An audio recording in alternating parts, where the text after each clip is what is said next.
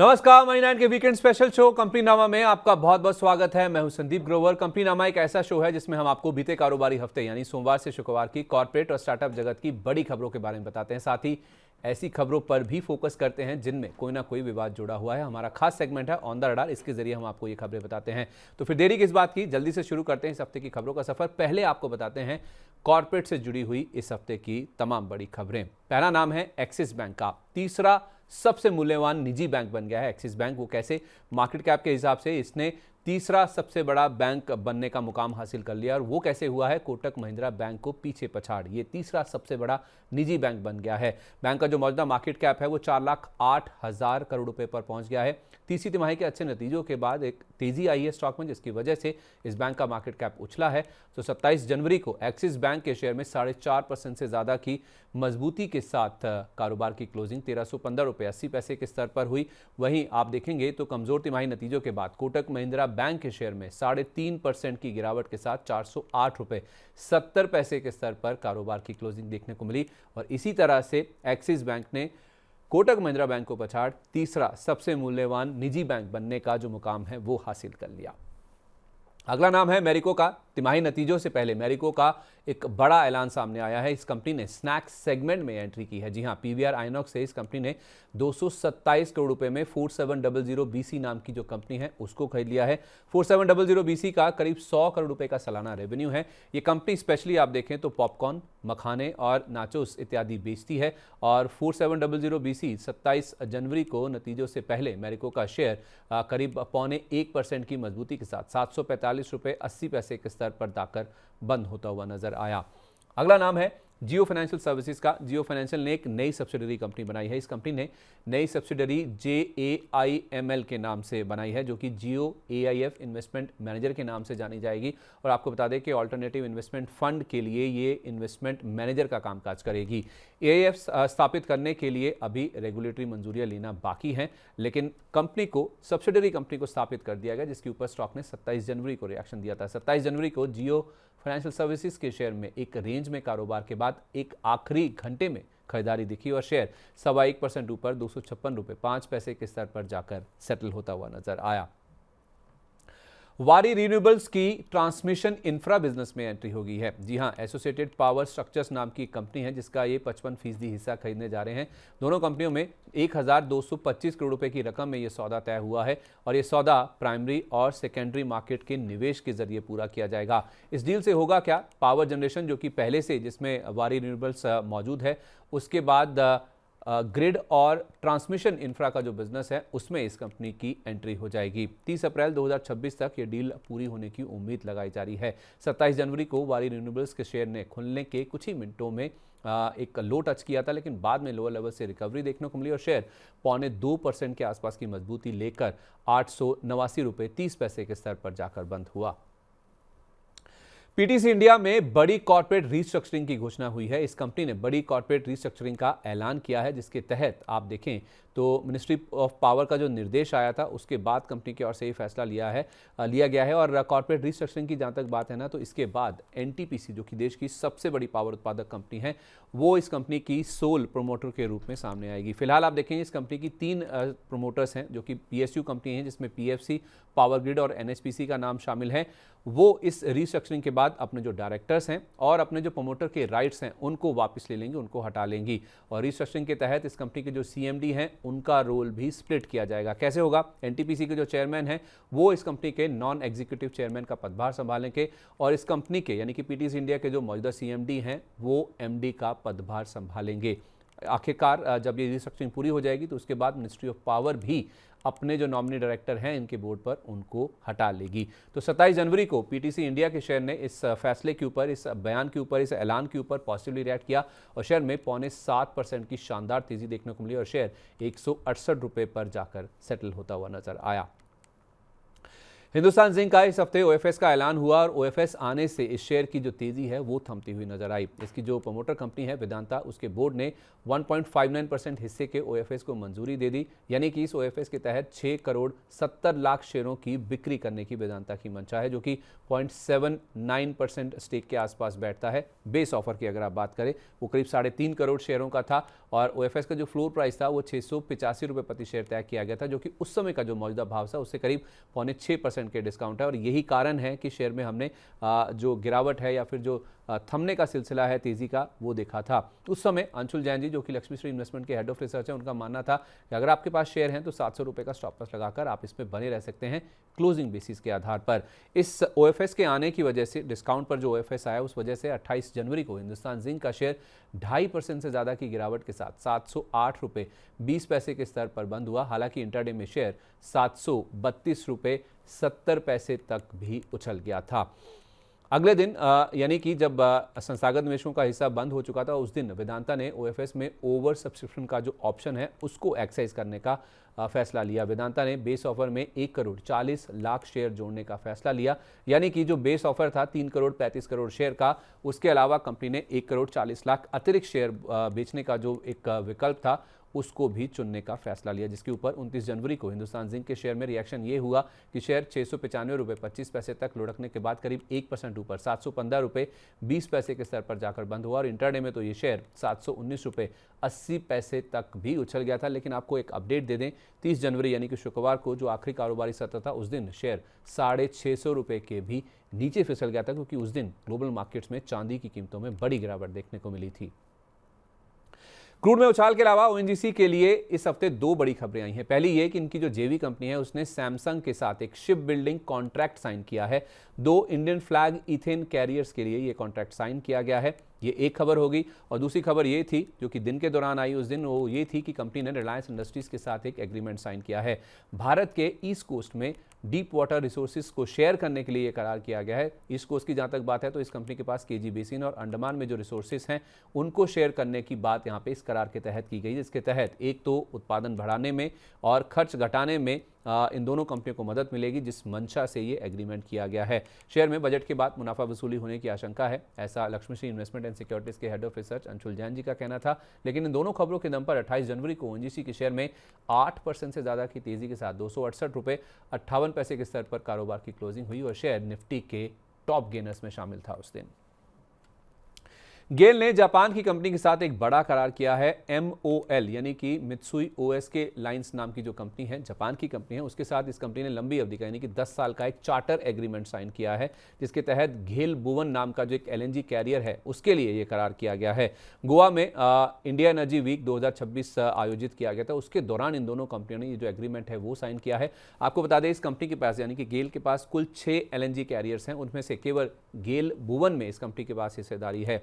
तो शेयर को खरीदकर आप तकिए के नीचे रखकर सो जाइए, यानी कि लंबी अवधि के लिए होल्ड कीजिए और लेकर के भूल जाइए, ऐसा अंशुल जैन जी की ओर से सलाह निकल के सामने आई। 28 जनवरी को इस खबर के दम पर गेल के शेयर में 5% से ज़्यादा की मजबूती के साथ 168 रुपये 14 पैसे पर कारोबार की क्लोजिंग हुई और ऑलमोस्ट डे हाई पर शेयर जाकर बंद होता हुआ नजर आया। जबरदस्त तेजी के बाद हिंदुस्तान कॉपर का शेयर भी इस हफ्ते फिसलता हुआ नजर आया। मध्य प्रदेश में एक नए कॉपर ब्लॉक के लिए इसको प्रिफर बिडर घोषित किया गया है। ये पिछले शनिवार की खबर थी।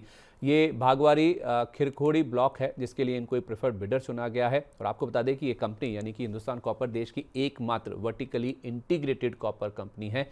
और 4 दिन में आप देखेंगे तो ज़बरदस्त तेजी स्टॉक में देखने को मिली। करीब 4 दिन में ही ये शेयर 40% उछला है और 6 महीने में करीब 170% और 1 साल में तो 200% यानी कि 3 गुना के आसपास का रिटर्न ऑलरेडी ये शेयर दे चुका है।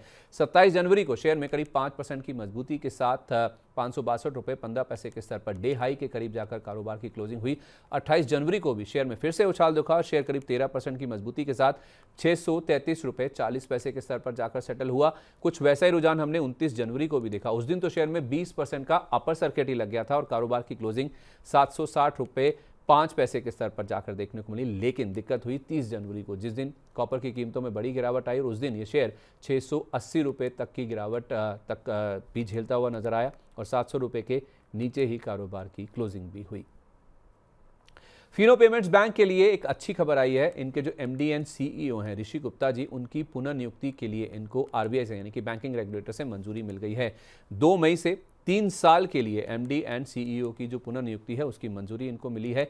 1 मई 2029 तक एमडी एंड सीईओ का पद संभालेंगे ऋषि गुप्ता जी। वो कंपनी के फाउंडर भी हैं। उनकी दोबारा नियुक्ति के लिए शेयर होल्डर्स की मंजूरी अभी बाकी है, लेकिन इस फैसले को देखा जाए तो उनकी पुनर्नियुक्ति स्टेबिलिटी और लीडरशिप में निरंतरता यानी कि कंटिन्यूटी के हिसाब से देखा जाए तो काफ़ी बड़ा संकेत देती है, जो कि निवेशकों के कॉन्फिडेंस और स्ट्रेटेजिक एग्जीक्यूशन के हिसाब से देखा जाए तो काफ़ी बड़ा पॉजिटिव माना जा रहा है। यही कारण है कि 28 जनवरी को फिनो पेमेंट्स बैंक के शेयर में करीब 8.5% की मजबूती के साथ 226 रुपये 50 पैसे पर डे हाई के पास जाकर कारोबार की क्लोजिंग देखने को मिली।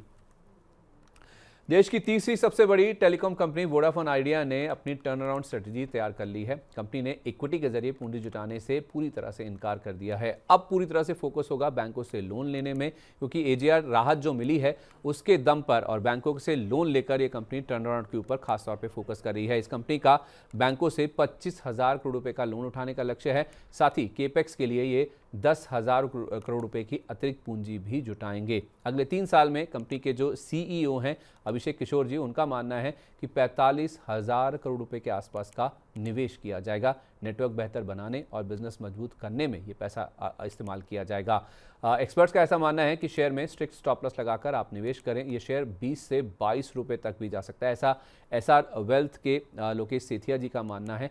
और छोटी अवधि के लिए तपन दोषी जी भी मानते हैं कि ये शेयर 12 साढ़े 12 रुपये तक जा सकता है। 29 जनवरी को वोडाफोन आइडिया के शेयर में 1% से ज़्यादा की मजबूती के साथ 10 रुपये 5 पैसे पर कारोबार की क्लोजिंग हुई, लेकिन ज़्यादा एक्शन जो बना वो बना था 30 जनवरी के दिन यानी कि शुक्रवार के सेशन में। तो इस शेयर में धमाकेदार तेजी, डबल डिजिट रिटर्न्स भी देखने को मिले थे। मैक्स फाइनेंशियल सर्विसेज और एक्सिस मैक्स लाइफ इंश्योरेंस के मर्जर का रास्ता साफ हो चुका है। ऐसा हम इसलिए कह रहे हैं क्योंकि कंपनी को बोर्ड से सैद्धांतिक यानी कि इन प्रिंसिपल मंजूरी मिल चुकी है। एक्सिस मैक्स लाइफ इंश्योरेंस के साथ मर्जर की मंजूरी मिली है इस कंपनी को, और मर्जर के लिए जो सभी रेगुलेटरी मंजूरियां हैं वो ऑलरेडी मिल चुकी हैं। इनके मिलने के बाद ही बोर्ड की ओर से जो फैसला यानी कि जो इन प्रिंसिपल अप्रूवल है वो दिया गया है। और आपको बता दें कि मर्जर के बाद MFSL यानी कि मैक्स फाइनेंशियल सर्विसेज के शेयरधारकों को एक्सिस मैक्स लाइफ के शेयर मिलेंगे। कंपनी एक्सिस बैंक का ये कंपनी अगर आप देखेंगे एक्सिस मैक्स लाइफ इंश्योरेंस, ये दरअसल इस कंपनी यानी कि मैक्स फाइनेंशियल सर्विसेज और एक्सिस बैंक का एक जॉइंट वेंचर यानी कि एक जेवी कंपनी है। और एक्सिस ग्रुप के पास एक्सिस मैक्स लाइफ इंश्योरेंस का करीब 20% के आसपास का हिस्सा है। एक्सिस ग्रुप की जहां तक बात है तो उसमें एक्सिस बैंक, एक्सिस कैपिटल और एक्सिस सिक्योरिटीज शामिल हैं। इस खबर के बाद 29 जनवरी को मैक्स फाइनेंशियल सर्विसेज का शेयर शुरुआती कुछ मिनटों में 1645 रुपये 30 पैसे तक उछल गया था। हालांकि शेयर की क्लोजिंग करीब 2.5% नीचे 1585 रुपये के स्तर पर डे लो के आसपास हुई। चलिए बात करते हैं प्राइमरी मार्केट की। इस हफ्ते शेयर बाजार में एक नई कंपनी ने दस्तक दी है और उसका नाम है शैडोफैक्स टेक्नोलॉजीज, जिसकी लिस्टिंग कमज़ोर रही है। कमज़ोर इसलिए कह रहे हैं क्योंकि इस शेयर का जो ओपनिंग प्राइस था NSE पर 112 रुपये 60 पैसे का था। इस भाव पर इसकी लिस्टिंग हुई, जो कि इशू प्राइस से कंपेयर करें तो करीब 9.25% के डिस्काउंट पर है, क्योंकि इशू प्राइस 124 रुपये प्रति शेयर था। ग्रे मार्केट मान के चल रहा था कि 119 रुपये 67 पैसे पर लिस्टिंग होनी है, लेकिन उससे भी नीचे दाम पर जाकर ये शेयर खुलता हुआ नजर आया। इशू को रिस्पांस ठीक ठाक मिला था, 3.25 गुना के आसपास ये सब्सक्राइब हुआ था, जिसके जरिए इस कंपनी ने 1907 करोड़ रुपए की रकम जुटाई है। 1000 करोड़ रुपए का फ्रेश इशू था और OFS का पार्ट था 907 करोड़ रुपए का। शेयर से तुरंत निकल जाने की सलाह दी है अंशुल जैन जी ने, क्योंकि उनका मानना है कि लिस्टिंग नेगेटिव होती है तो शेयर से लिस्टिंग के बाद आपको तुरंत निकल जाना चाहिए। 28 जनवरी को लिस्टिंग के बाद शेयर ने 119 रुपये 67 पैसे का हाई छुआ, 109 रुपये का लो भी छुआ और उसी लो के आसपास यानी कि डे लो के आसपास और इशू प्राइस से करीब 11.5% नीचे इस शेयर की समाप्ति 109 रुपये 98 पैसे के स्तर पर जाकर देखने को मिली। तो ये थी पीते कारोबारी हफ्ते की कॉर्पोरेट जगत से जुड़ी बड़ी सुर्खियां। चलिए अब रुख करते हैं कॉर्पोरेट जगत की ऐसी खबरों का जिनमें कोई ना कोई विवाद जुड़ा हुआ है। आपको ले चलते हैं हमारे अगले सेगमेंट की तरफ, जिसका नाम है ऑन द रडार।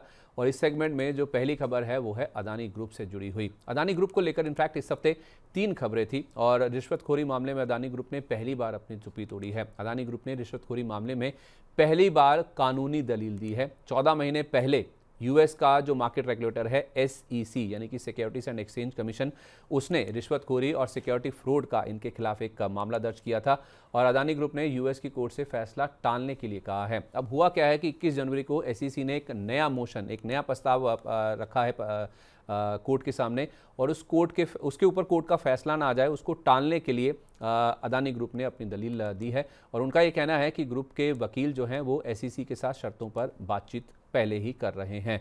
दूसरी ओर इस ग्रुप के लिए कुछ ग्लोबल दिक्कतें भी सामने आ रही हैं। बांग्लादेश के पैनल ने अदानी पावर के साथ जो एक डील हुई थी उसे ओवर प्राइस यानी कि महंगा बताया है। अदानी पावर को कॉन्ट्रैक्ट देते समय प्रक्रिया में गंभीर विसंगतियां यानी कि कुछ डिस्क्रिपेंसीज पाई गई हैं, वो भी इस पैनल का मानना है। यानी कि अदानी पावर को लेकर भी इस हफ्ते कुछ नेगेटिव खबरें निकल के सामने आई हैं। हालांकि एक पॉजिटिव खबर ये भी थी कि अदानी ग्रुप ने ब्राज़ील की एक एविएशन कंपनी है एम्ब्रियर नाम की, जिसके साथ एक स्ट्रेटेजिक पार्टनरशिप की है। ये partnership Adani defence and aerospace की ओर से की गई है।